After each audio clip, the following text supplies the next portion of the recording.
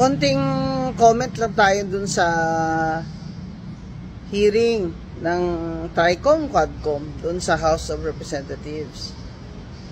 Ang napaka-interesting dun ng mga tanungan, yung sa mga puti na representatives ng Meta, yung mga nakabarong doon ng mga puti na lalaki.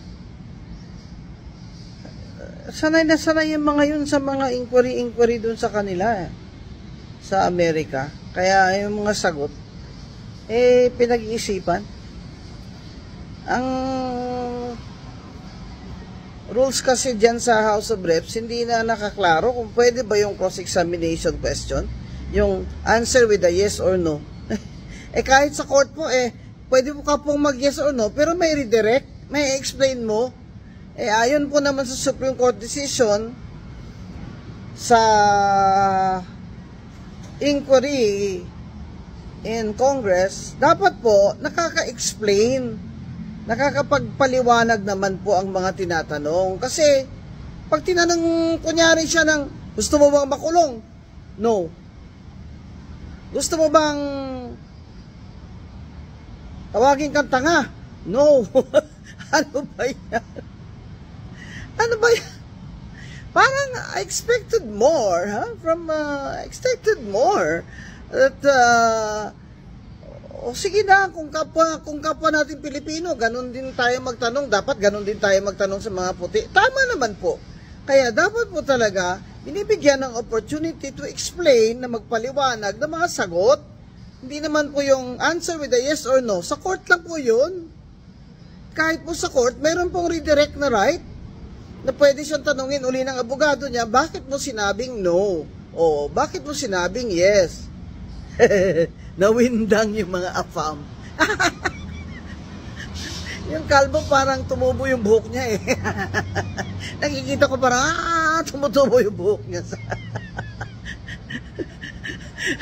Pero hindi ka tawa-tawa. Hindi ka tawa-tawa na ang mga inquiry in aid of legislation po ay tila nalilihis dun sa pag-uusig. Kaya dapat po rule of law. Dapat po sundin natin yung mga constitutional rights ng tinatawag ng Congress. At hindi naman po sila guilty dahil nag-appear sila dyan. Hindi po ba? Hindi po yun ang conclusion. Saka hindi po ang Congress husgado. Yan po ay legislative body. Ang ginagawa po nila yan para baka naman may makontribute kayo sa paggawa ng batas to regulate.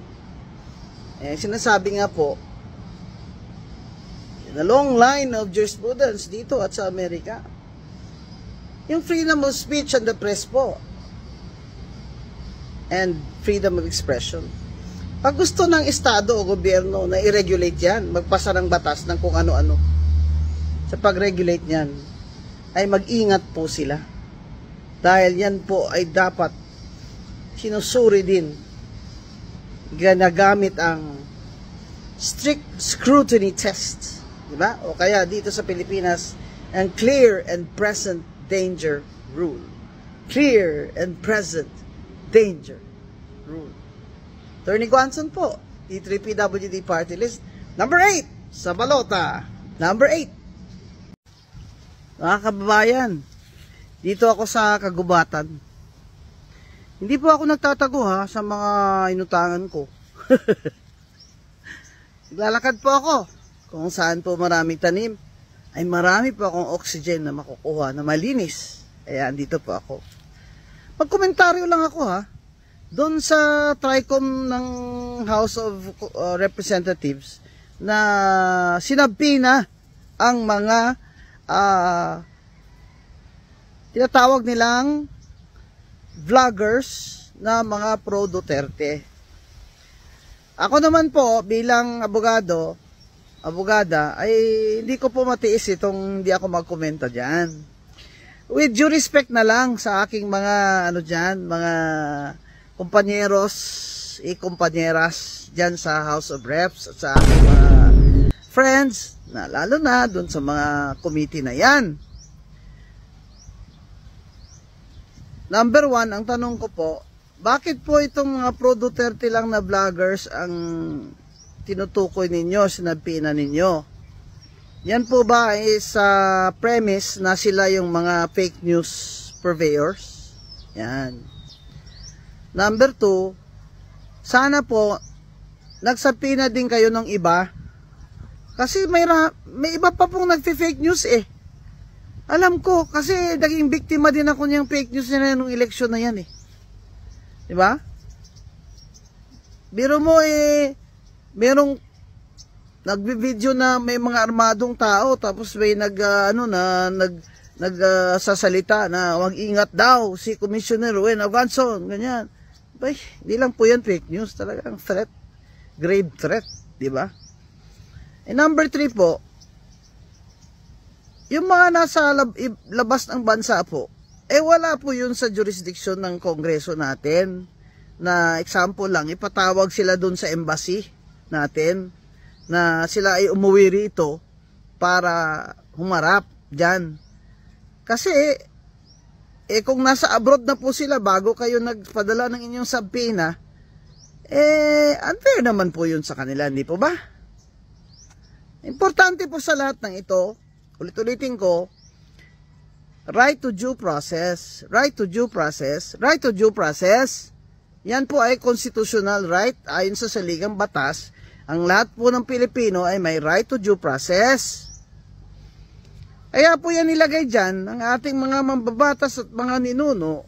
Ang right to due process ay isang panangga, proteksyon ng citizens sa pag-aabuso ng Estado o gobyerno, right to due process. Yan lang po ang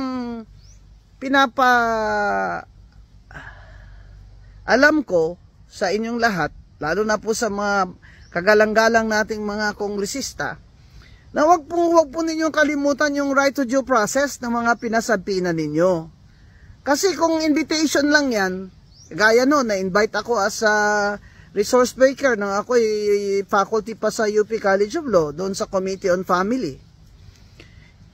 Guest lang ako doon, invited lang ako. Pwede nga hindi ako pumunta eh, di ba?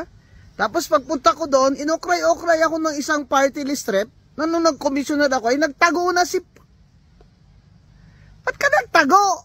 Sabi na sa iyo, bilog ang mundo. Hanggang ngayon yata, ewan ko lang kung nakaupo pa yung mga yan dyan eh. Mga walay batasan ba? Congressman nga kayo dyan, yan nga kayo sa committee, kayo na nga may upper hand, kayo ang may power, tapos wala pa kayong batasan. Pero alam mo, nung nag-commissioner ako, hindi ko siya binalikan, hindi ko siya niribensya, wala siyang masabi sa akin ganun. Kaya yan lang po pakiusap ko sa ating mga minamahal, kagalang-galang na kongresista. Right to due process po, courtesy, at wag naman po yung witch hunt. Wag naman yung witch hunt, na hindi pa nakaupo doon ang pinapatawag nyo. Alam nyo na guilty sila? Kasi nakalagay doon sa isang Tagalog na balita, hindi naman ako masyadong maigim magtagalog, sinabi daw ng isang kongresista, pinatawag sila para panagutin sila. Sa kanilang mga fake news, panagutin sila? Kung panagutin po sila, dapat sa piskal po sila pinatawag. Dahil may mga law naman po tayo dyan, kung sino po ba yung na-injure dyan, may injury dyan sa kanilang fake news, pwede naman po magabla sa libel natin na mga batas. Kaya magandang umaga.